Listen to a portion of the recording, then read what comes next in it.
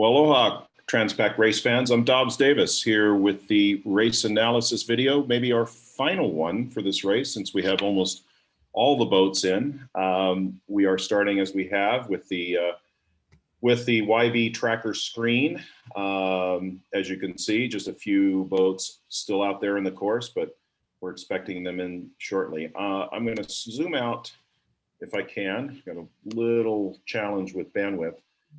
One of the things to notice is this big lead behind the big island, and then a little bit change in the dimensions of the high. But before I get to all that, I want to introduce Peter Isler. Peter, of course, is the navigator of Pyewacket, and we're really quite privileged to have him here and share his insights on this race. So we're looking forward to that. But just to give kind of a little overview of what this race was all about, I'm just going to remind everybody, boy, that's really different looking, Peter. You see that? Yeah, look at that. Glad we didn't do that race.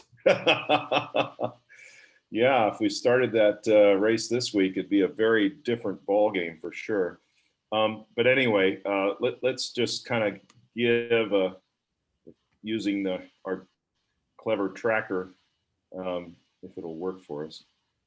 Oh, wait a minute, this is the 200 nautical mile approach. It must have defaulted to that. Let's look at the race as a whole. And then just kind of remind everybody what's so cool about this particular race and the way it played out for everybody on the course. Not just for Peter and the teams out front, but almost everybody else. So if we scroll back here in time, one of the things to notice, and I've been telling everybody about this, is how unusual this race has been with everybody being, up close to run line and sailing the shortest distances to Hawaii. That certainly makes for fast races, and the speed of the boats because of the weather. So just kind of looking at these tracks now, and then Peter will tell us more about this position here where Pyewacket was. Are you getting the northernmost trophy for this, Peter?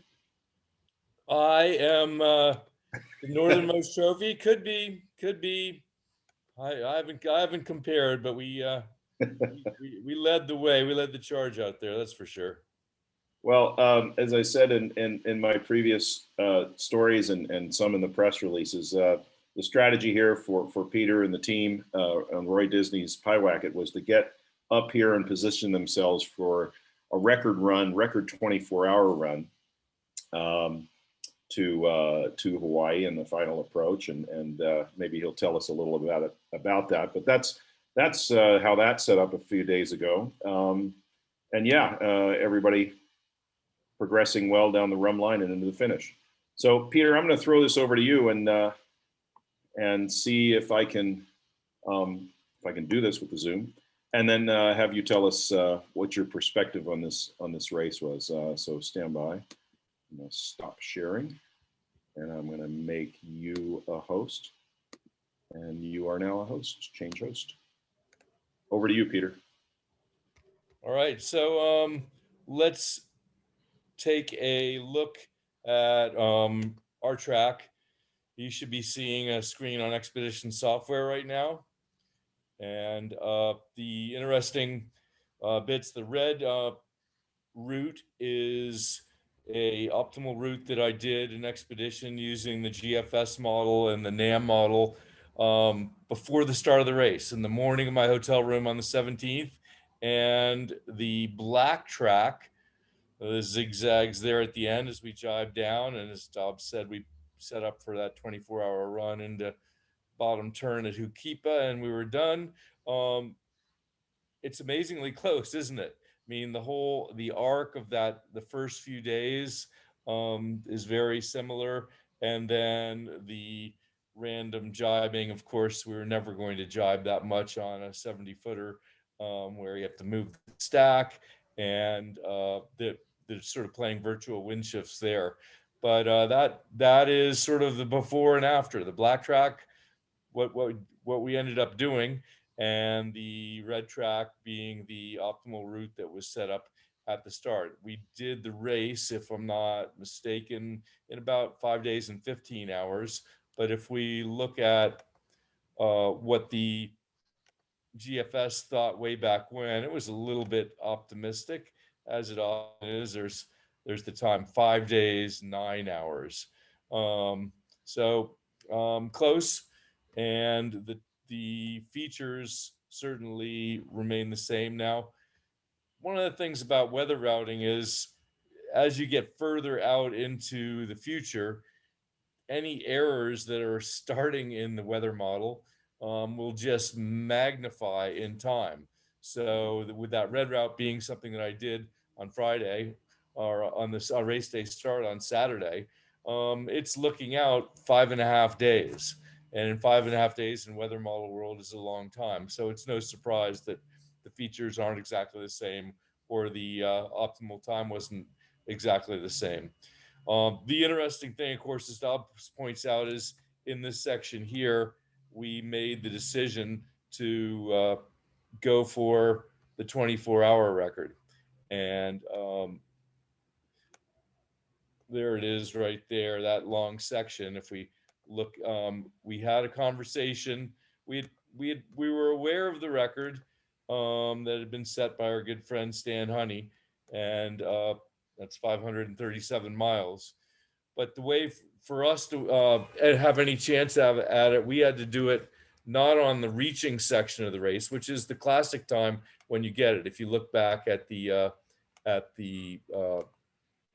racetrack, see this the straight line. I would imagine Comanche's, although I'm not sure, Comanche's point-to-point record was in that reaching section there. We were not quite at their pace. We're only a 70 footer as opposed to a 100 footer, and plus the wind was pretty light in the first part of the race, in the 15 knot range, average range. So our shot was going to be doing it when it got windier and VMG running. So we had to set up a long enough jibe to be able to go straight and ignore the wind shifts and ignore everything. So that ended up transpiring well. There's a cool tool on Expedition where you can, which I used, called the 24-hour run tool. And if I just load in the logs, and I think we did there, let's load in these 3 logs here. It'll take a minute to process, but you just say, hey, in these 3 days of log files that we've recorded on the boat, what is the fastest 24-hour point-to-point record? So rather than me having to do calculations and cherry pick places and measure points and latitudes and longitudes, all that's being done by Expedition, a neat little tool that Nick White put in. And as you know, Dobbs, I'm a huge fan of Expedition and have been involved with the development of it over many years now. So if I could only get Nick to write it for a Mac, Peter. Yeah, you gotta go in Volvo mode. But there it is, right there. Isn't that amazing? With the push of a button. The this is the time in Zulu time, but there's our record right there: 505 nautical mile, 0.752 nautical miles, 21.07 knot average, and the latitude and longitude of the start to finish. The hard thing about a 24-hour point-to-point record, of course, is it's not your average speed. It is your speed averaged over 2 points, 24 hours apart. So as we sailed down there, I put a waypoint up here at the point where we jibed, and I drew a range circle around it. So I knew when we were at the Comanche record, and we passed the Comanche record of 484 miles, and we were in windier conditions. So we just kept going about another 60 miles until we were kidding that we were going to come into Maui and just do a bottom turn at Hukipa Beach. But we came in pretty close. And the 24, the latitude and longitude, the points that were ended up being the fastest for the boats were right before we jibed there, going back 24 hours. So we just kept piling on. We had, after the first 24 hours, after the jibe, I think we were at 499 miles and 20 knots, 0.7 knots. So we just kept sailing, and that number just kept going up.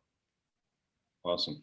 How much distance you think you gave up in not sailing VMG? Yeah, surprisingly, I think we were pretty happy with what we did. Obviously, we ignored a little bit, some shift here to make sure we had the runway, but not much. It was set up really perfectly for us. Interesting thing that we did here is, as you can see, our jibes look almost like they were timed, and they were. The high pressure was so static in one position; it was just kind of breathing in and out during the day and nighttime hours. And it's a well-known meteorological uh, feature of the high pressure. And what it does for the winds in the tropics is it creates um, a a right and left shift, a diurnal change in the wind that is predictable. Now, if the high moves or a low comes in from a tropical storm comes in from underneath, there's a lot of other features that cause the wind to shift or pick up or go down. But if things are pretty static, as they are, you can actually see this diurnal breathing of the high. And in this race, it was remarkable, especially that second jibe down there, those poor jibes were heading down to the southwest. We those were morning from around 2300 local time until about 6 a.m. and we had about a 10-degree shift in our favor. And then come 6 a.m. local time or so, it got back to the mean and we jibed back. So we're basically playing these global oscillating winds over a 24-hour period, and it worked very well for us. You can see that first jibe down there that we took was is the most south southwest, and then every port pole that we took after that got a little bit better, and that's the feature of the wind going slowly right as you move to the west off in the trade winds in a normal That's cool. situation as we were today in the Transpac. So this it sounds like this could be a chapter in Marine Weather University. Yep, it is already a chapter in Marine Weather University, and we had Chris Bedford, my weather guru, and the guy who created the curriculum for Marine Weather University, do our coaching before the start of the race, and he reminded us of this diurnal breathing feature, and which I can probably pull up if I if I share back to you for a second. Um, let's see if I can do that. I'm going to stop share. It's pretty cool to see. But at the university, Chris does talk about that, and in our Transpac class that we had at the university, that was a big feature of it. Let's see here. Yeah, because some of our audience may think, well, that's cool, Peter, but we're not all sailing Volvo 70s, and our angles are going to be different, and our performance envelopes are different. What happens when we're on a Swan 48 or an XP 44, or something that isn't quite so high speed? Yeah. Does the same effects apply? There you can see this is the northern hemisphere diurnal trade wind variation. Diurnal means changes with time daily, and the red curve is the true wind direction. Looks a little bit like a compass oscillation, and the light green is true wind speed. And so we were playing the shifts there, so you can see the most delta wind direction +6. That would be good. More right wind, good for port tack. So around 2200 local time, if you call this the mean here in the center at 0, the wind starts going favoring port jibe until at a maximum of around 130 local. And then by 6 a.m., it's back to the mean and it's time to get back onto starboard. So if you look at our track, that's we were playing that, and it was pretty good, because one of the hard things in sailboat racing is and doing playing the shifts downwind, as you have to do in the second half of the race, as well as playing the puffs and the positioning, is not not going crazy with the wind direction. You, it all looks so perfect right here on a grip follow or an optimal routing. But in real life, you're sailing out there and the wind's 63, and then for 10 minutes it goes to 70 and we're on the wrong jibe, oh my, and then it goes to 58 and there's an average in there. And on a big Volvo 70 where it takes us 15 minutes just to even move the stack to the new side to be ready to jibe, and that means waking everybody up and doing a lot of work to move this all the sails from the weather side to the soon to be new weather side when we jibe. That's the big commitment. So you can't just play shifts on the order of half an hour. You really have to be looking for big fixture trends, and this diurnal breathing gave us something to play with. And so obviously this is a a thermal effect of some sort, and therefore related perhaps to the sunshine. But I understand the first half of the race, or maybe more, was mostly in clouds.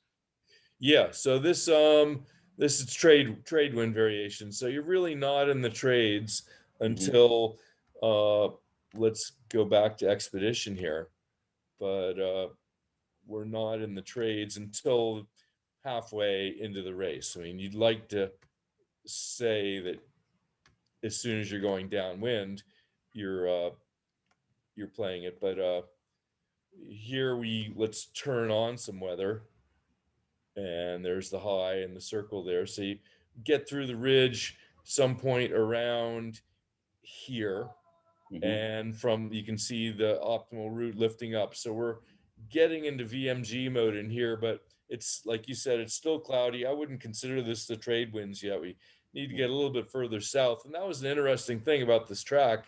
We were quite near the rum line. We were north of the rum line halfway down.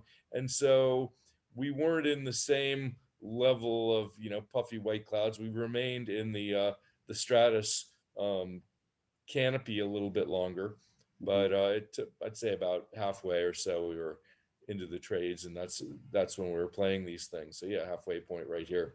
Yeah, that's cool. And then in a general sense, Peter, you've done many of these races. How would you rate this race and its weather pattern setup relative to others that you've done in the past? As Chris pointed out right before the start, this is a pretty average race. I mean, yes, the high was more northwest than usual, but in terms of the wind speeds, the Transpac is handicapped based on a matrix of wind speeds, which is done through a historical average. And so it's a one number rating system. So you know how much on a Volvo 70 you owe Lucky or Bad Pack or Warrior One at the finish line. You're not playing the wind speed game. But that wind speed model or matrix that is the average for Transpac was very similar to this one. Oh, really? Did you actually look at that and make that comparison? Yeah. What was different is the track was relatively north and it was relatively straight. I mean, obviously the Great Circle is the shortest distance, and that's what a ship would take as long as there are no big waves or anything to sail the shortest distance. And we sailed a pretty straight course. And if you go back, it's cool on the Transpac website, you can go back and see the yellow brick tracks of previous races. And some of them, they deviate a lot more just by nature of the high being further south. So it pushes everybody further down and maybe some more movement. So there's some more jibing going on, but this is a pretty straight course. So you think the model worked okay this time because the actual wind out on the course was more or less close to replicating the model? Yep. Just sometimes you get lucky up there. Yeah. Well, I know that besides you guys, everybody here in Hawaii is stoked to have had such a great fast race. And it seemed like with almost any boat type, they sailed about a day faster than at any other time in the past. And it, probably a combination of many things, not just the weather lining up and the velocities being good. It's probably also, better sails, better sailing, usual increases in efficiency and technology. Yep. I'm gonna see if I can pull out a copy of the, I'm not going to get lucky here. It's going to try to get a picture of the high there, but yeah, it was a you don't play the app when you, like for Transpac, Pyewacket did a lot of optimization and sail selection and sail design and building specific sails based on averages for the Transpac. Then you get out there and the devil's in the details, as Roy's dad always used to tell me, and it can be different. But the best you can do is to take a look at those historical averages and assume that it's going to be close to that. No, that's very cool. Well, look, anything else you want to add, Peter, about this race and your perspective on it? You know, I think that it was a great experience for everybody, you know, to sail to Hawaii and to achieve the Hawaiian Islands on your own on a boat for sailing from the West Coast is something that's been going on for a long time, the Transpac Race since 1906, and it's a cool thing to do. The thing that has changed over the time since I've been doing these races is the boats get faster. And this year I was on the fastest boat, and it's I held the record for a number of years on the Morning Glory 86, and then it was beaten by the Comanche, and this was my personal fastest time. But as the race gets faster, it gets harder. I mean, these boats, the 52s and the boats that are winning the race, and the newer type are very, very, very wet. And it's unlike the great sled races that we had in the past where it's blowing 22, 23 knots downwind and you can have your t-shirt and shorts on deck. Those are fun days, weren't they? And you jive on 10-degree shifts, and it's just almost like an inshore race, a leeward leg. Yeah, it's an incredible experience to sail these things. And let's see if I have a good shot of Pyewacket sailing along here. Well, I know our media team would love to have any onboard footage from the boat, because I don't think we have any. Oh, yeah, we went out. Here's a great video right here. Let's give you an idea of what it's like. So you're gonna love this. Let's turn the sound on too. I'm gonna stop for a second and make sure you get the sound, because that's just taken on a GoPro. Taken on a GoPro. Actually taken on the deck screw, the iPad that is my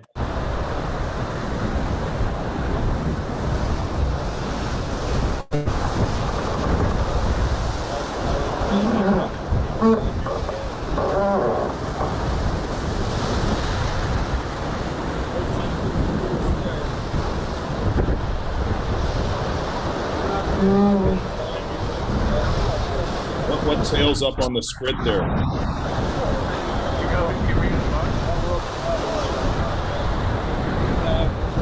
Yeah, when we stuffed it in that way. Oh yeah.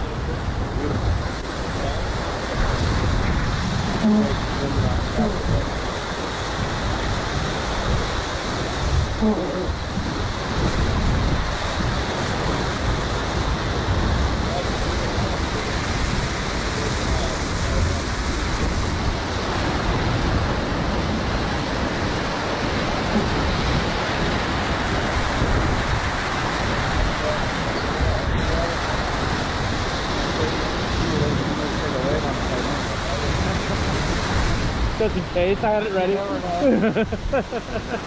Get that action shot.